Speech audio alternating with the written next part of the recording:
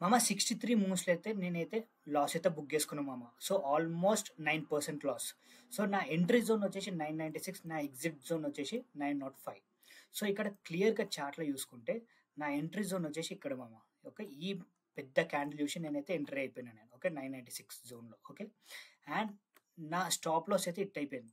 ఎందుకు అంటే ఇక్కడ నేను రీసెంట్ ఈ సపోర్ట్ జోన్ కిందైతే నా స్టాప్ లాస్ పెట్టుకున్నా మామ. Which is almost 8-9%.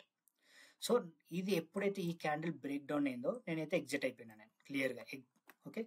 అండ్ ఇక్కడ నేను ఎగ్జిట్ కాకపోతుండే. బట్ మార్కెట్ కూడా వీక్ ఉంది కాబట్టి నేను ఎగ్జిట్ అయిపోయినా. ఎందుకు ఎగ్జిట్ కాకపోతుండేనంటే, సో, ఇక్కడ ఈ క్యాండిల్స్ చూడండి చిన్న చిన్నగా ఉన్నాయి. రైట్? సో, ఇదంతా రీటైలర్స్ అయితే మనకు సెల్ చేసేస్తున్నారు. ఓకే. అండ్ ఈ క్యాండిల్ చూడండి ఎంత పెద్దగా ఉందో. ఓకే. మళ్ళీ నెక్స్ట్ ఈ క్యాండిల్ కూడా వాడొచ్చు చెప్పలేం.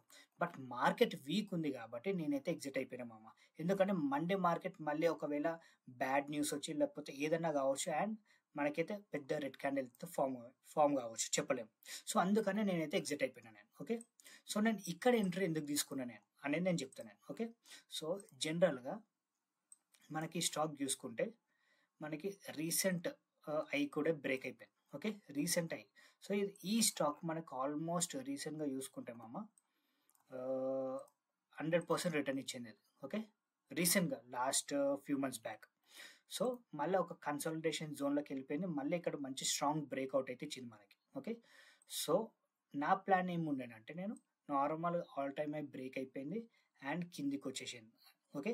సో, జనరల్‌గా కప్ అండ్ హ్యాండిల్ ఫామ్ అవుతుంది మనకి. ఓకే. అండ్ నెక్స్ట్ ఇది ఒక హ్యాండిల్ ఫామ్ అవుతుంది. ఓకే. సో, ఈ జోన్‌లో నేనైతే ఎంటర్ అయిపోయినా నేను. ఓకే. సో, ఈ జోన్‌లో నేను ఎంట్రీ తీసుకున్నాను. అందుకని ఈ ఎంట్రీ తీసుకోవాల్సి వచ్చింది. లేకపోతే మనకి ఈ ఆల్ టైమ్ హై బ్రేక్ అయితే ఇది ఒక ప్రాపర్ ఎంట్రీ కూడా ఇది కూడా ఉండొచ్చు. బట్ నేనైతే ఇక్కడ ఎంట్రీ అయిపోయినా. ఓకే. ముందుగానే. సో దట్ నేను ఇక్కడ ప్రాఫిట్ బుక్ చేసుకుందామని. సో, ఇది నా సైకాలజీ మామ. ఓకే. బట్ మార్కెట్ కండిషన్ బాలేదు కాబట్టి మనకైతే స్టాప్ లాస్ 100% తీసుకోవాలి మామ. ఒకవేళ స్టాప్ లాస్ తీసుకోకపోతే ఇంకా లాస్‌లోకి కూడా వెళ్ళిపోతాం అండ్ మన మనీ కూడా స్టక్ అయిపోతాయి. Okay. Okay. So, market set కాంగానే మళ్ళీ మనం ఒక మంచి స్ట్రాంగ్ స్టాక్ చూజ్ చేసుకోవాలి అండ్ మనం ఎంట్రీ అయితే ప్లాన్ చేసుకోవాలి సింపుల్‌గా. ఓకే. సో, మనం రివెంజ్ ట్రేడింగ్ అయితే ఇయ్యొద్దు. ఓకే. ఈ లాస్ నేను కవర్ చేసేస్తా. సో, నేను అలాగే ఉంచుతా ఈ స్టాక్‌లో మనీ అనుకుంటే మనకు మళ్ళీ ఒక పెద్ద రెడ్ క్యాండిల్ ఫామ్ అయ్యి మన మొత్తం మనీ మొత్తం బ్లాక్ అయిపోతది. ఓకే.